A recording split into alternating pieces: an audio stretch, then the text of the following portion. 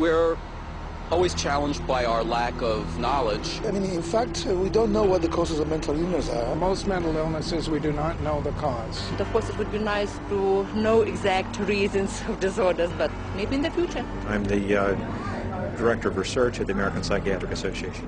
We don't know the etiology of really any of the mental disorders at the present time.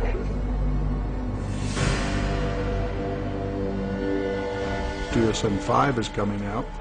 It's grown to 10 times its original size, and it labels everybody. I could find 5 diagnoses that would fit you or anybody else. Compare isto com os métodos de investigação da patologia, uma ciência que descobre doenças reais usando um vasto conjunto de testes de diagnóstico precisos. We do millions of laboratory tests as well as the structural examination and the microscopic examination. It's a whole series of applied scientific procedures. In the case of psychiatry, there isn't any laboratory tool that can precisely identify a psychiatric disease and allow it to be classified. It's not as if there's some study of tissue or some study of the body or some study of matter. These are all categories which are made up. They're simply made up. They don't exist in nature. They're decided upon by psychiatrists and voted on. Os psiquiatras não são os únicos que beneficiam com o DSM. Sempre que seja encontrado um diagnóstico psiquiátrico, encontrar-se-á uma droga psiquiátrica.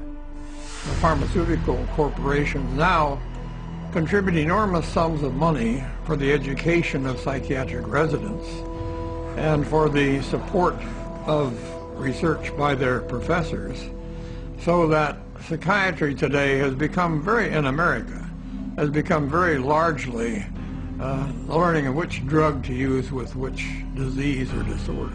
We need to make sure that we understand the very close interactions among the American Psychiatric Association with its DSM, the pharmaceutical companies, who love the fact that every time there's a new edition of the DSM, there are dozens more categories in there, and so more conditions for the drug companies to say, oh, we've got a pill for that.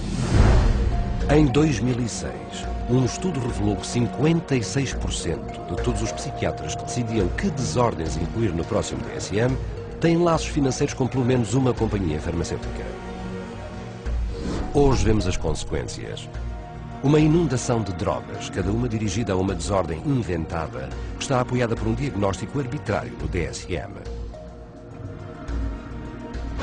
The fact that it is couched in the language of science, without necessarily having any of the scientific data or underpinnings to justify it, is as threatening as anything we've seen today.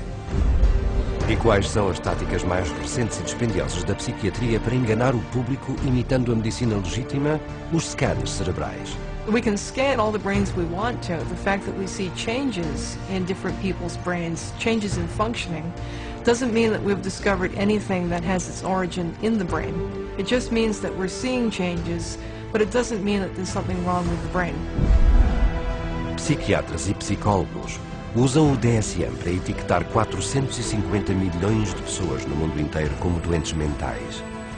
Um total igual à população da França, Itália, Alemanha, Canadá, Austrália, Reino Unido e Rússia combinadas.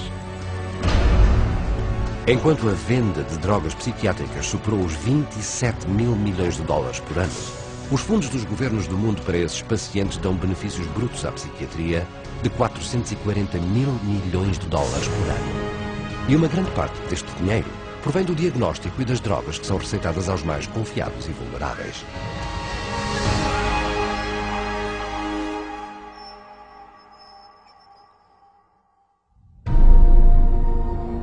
We have swallowed all manner of poisonous certainties fed us by our parents and school teachers.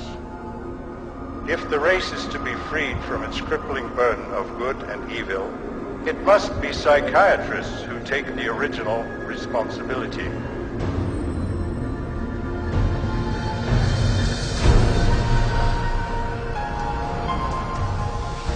A declaração de Brock Chisholm É o ataque psiquiátrico dirigido diretamente ao nosso sistema escolar.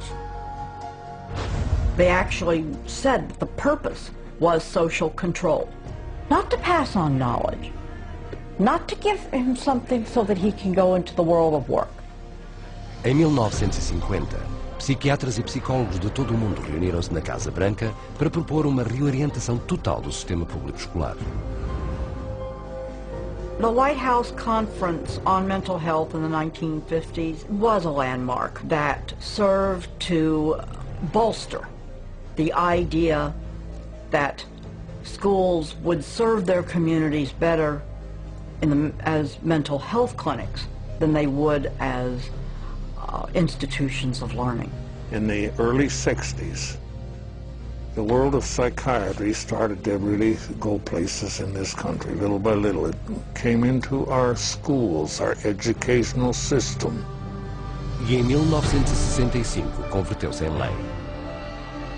Foi dada a luz verde aos psiquiatras para que etiquetassem e drogassem estudantes em grande número. A child is labeled ADD or ADHD the minute he can't sit still for a 10-15 minute period of time, or he talks constantly, or ignores the teacher completely.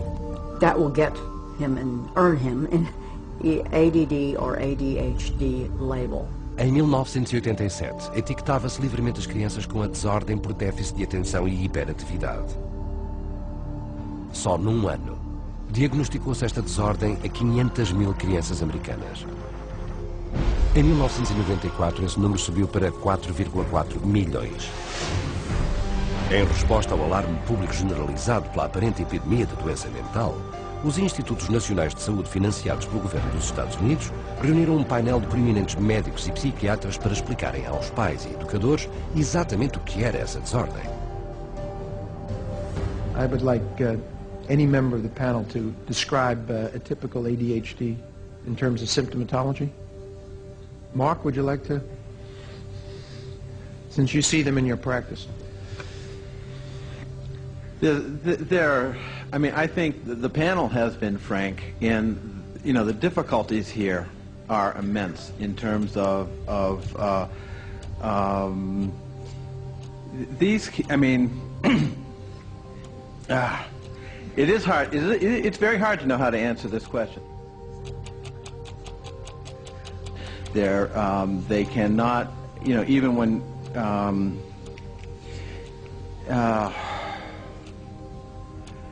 they are as if driven by a motive. There are some good clinical descriptions.